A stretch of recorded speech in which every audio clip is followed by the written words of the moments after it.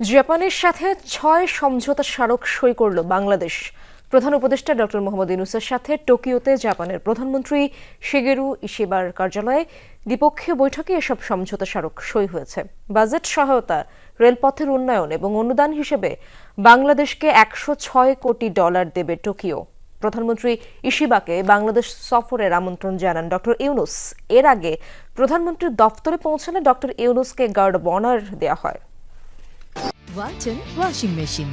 Simplifying life with hassle-free washing.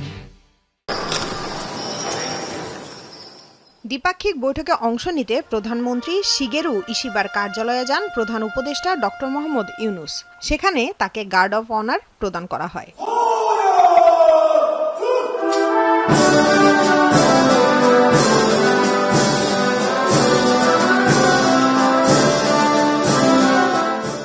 বৈঠকে পারস্পরিক স্বার্থ সংশ্লিষ্ট বিষয়ে আলোচনা করেন দুই দেশের প্রধান। অন্তর্বর্তী সরকার প্রধান ডক্টর ইউনূস বাংলাদেশ ও জাপানের সম্পর্কের স্মৃতিচারণ করেন।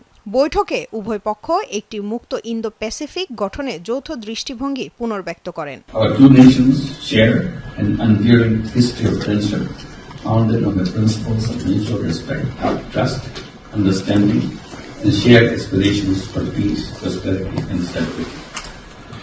Personally, I have long association and deep engagements with Japanese partners for decades through microfinance, social business, and educational collaboration.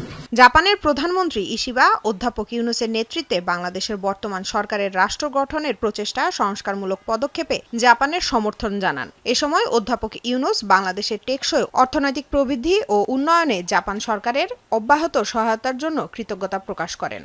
We reiterate our firm commitment to our shared vision of a free, open, peaceful, secure, and inclusive Indo-Pacific for the shared prosperity of all.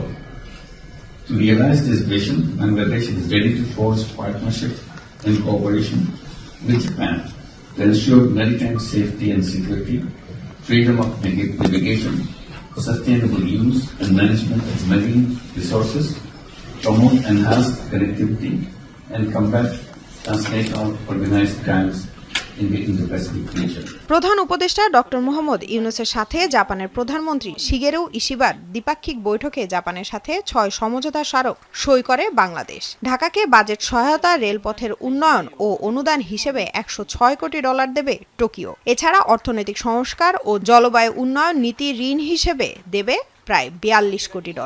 এদিকে জয়দেবপুর থেকে ঈশ্বরদীকে dual gauge double রেলপথে উন্নীত করতে $64 কোটি এবং বৃত্তির জন্য অনুদান হিসেবে আরও $42 লাখ দেবে জাপান। বাংলাদেশ ও জাপানের এই বৈঠকে দক্ষ মানব সম্পদ সহ জনগণের মধ্যে পারস্পরিক বিনিময় বৃদ্ধি ও সাংস্কৃতিক সম্পর্কে জোরদারে সম্মত হয়েছেন দুই নেতা। প্রধানমন্ত্রী ইশিবাকে সুবিধাজনক সময়ে বাংলাদেশ সফরের আমন্ত্রণ জানান ডক্টর মোহাম্মদ ইউনূস। লামিয়া তিথি, যমুনা নিউজ।